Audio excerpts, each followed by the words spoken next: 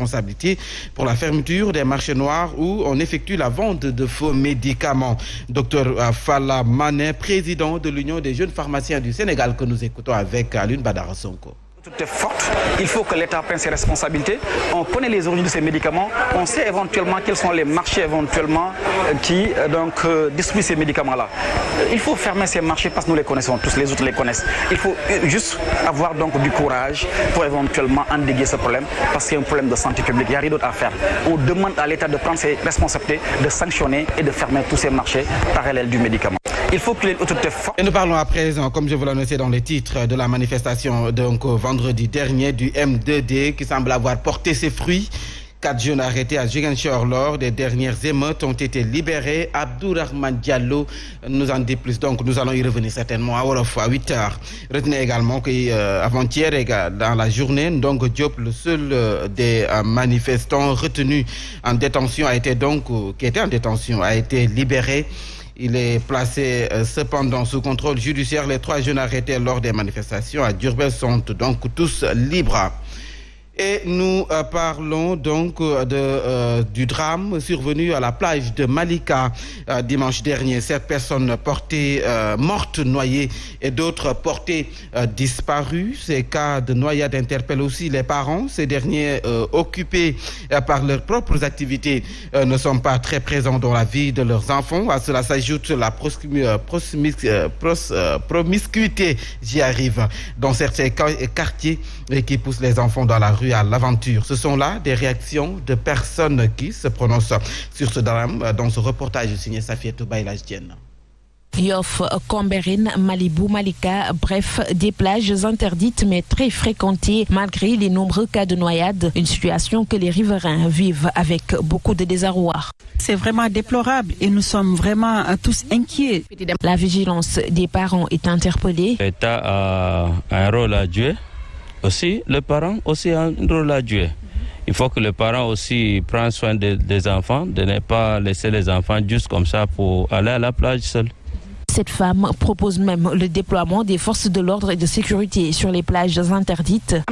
Les parents ne peuvent pas courir derrière chaque enfant. Et certains sont plus préoccupés par le fait d'aller chercher de quoi nourrir la famille. Et puis également, c'est de leur responsabilité de recruter des personnes pour surveiller les plages, comme on avait fait avec la Covid-19, où la plage était surveillée en permanence. Entre vendredi et dimanche, 9 personnes sont mortes noyées sur les plages, une situation inquiétante selon la plupart des gens rencontrés qui appellent également les enfants à plus de responsabilités. Et puis le président de l'association des parents d'élèves a également réagi à ces cas de noyade. La majeure partie des victimes sont des élèves. Abdoulaye Fane invite les parents à plus de vigilance aux autorités. Il demande que la surveillance au niveau de ces plages dangereuses soit renforcée. Suivons sa réaction. Particulièrement les collectivités territoriales, à être véritablement très regardantes sur les mesures de prévention qu'il va falloir mettre des dispositifs pour permettre aux baigneurs de pouvoir le faire dans des plages qui sont autorisées. Et aussi former des surveillants de baignade qui auront l'opportunité de pouvoir bénéficier d'une formation des surveillants de baignade et aussi des maîtres nageurs sauveteurs. Il va falloir que ces autorités prennent en charge ces questions-là, qui sont très importantes parce qu'on est en temps de canicule. Le chef de l'État, dans un tweet, soutient que ces cas de noyade enregistrés hier sont intolérables. Macky Sall a présenté ses condoléances aux familles éplorées.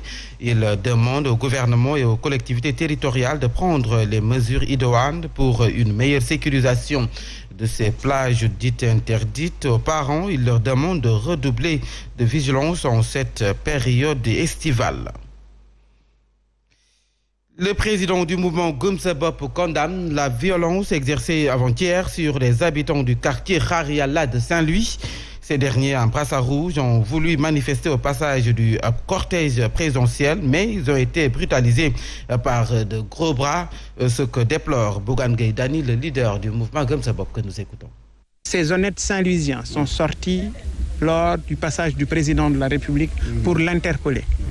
Mais malheureusement, ils ont été attaqués par une milice. Cette milice que vous connaissez tous, cette milice du président de la République.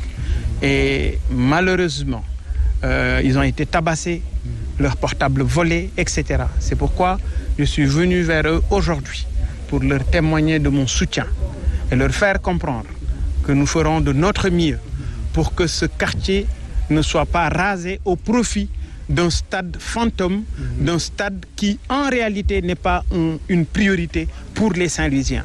Saint-Louis mérite d'avoir 3-4 stades. S'ils ont des projets, il y a énormément d'espace et ça peut se faire. Visite de contact dans ce quartier flottant, c'est le point de départ de la tournée dans le nord du leader du mouvement Gëm Sa Bopp. D'autres localités ont été visitées par Bougane Gueye Dany, à qui des populations ont crié le ras-le-bol tout à l'heure. Donc à 7h, vous aurez Alassane Baldé en direct pour nous faire le point de la première étape de la tournée et le programme d'aujourd'hui.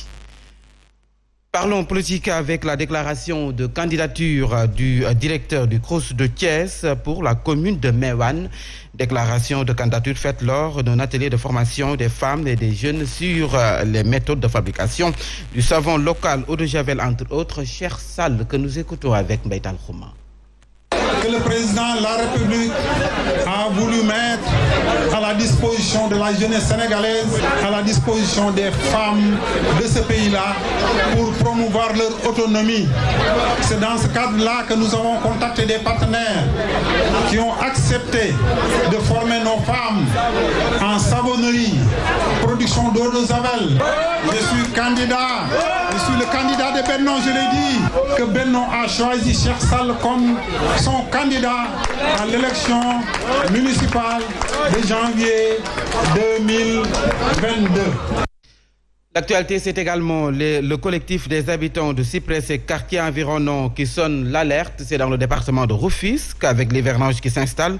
Ils risquent donc, les membres du collectif, de voir l'eau des pluies envahir leur domicile à cause des constructions donc érigées au niveau de la buse qui devaient faciliter l'évacuation des eaux des pluies.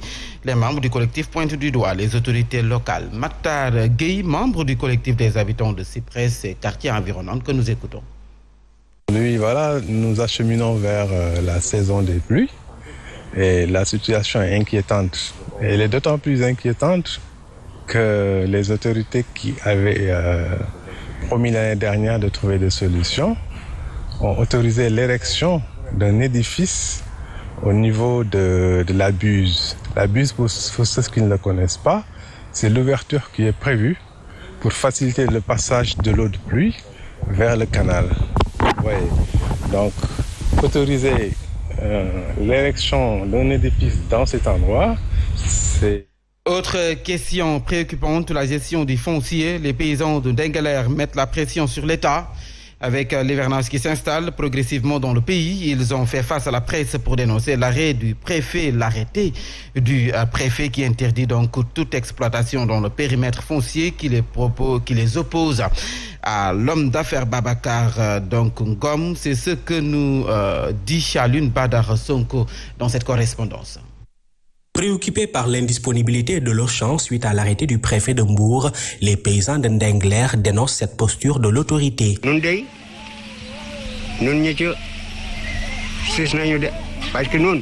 L'attente a été longue et là nous sommes vraiment à bout. On a toujours respecté les décisions de nos autorités car nous sommes des citoyens disciplinés. Mais il est temps pour nous de hausser le ton suite à l'arrêté du préfet de Mbour.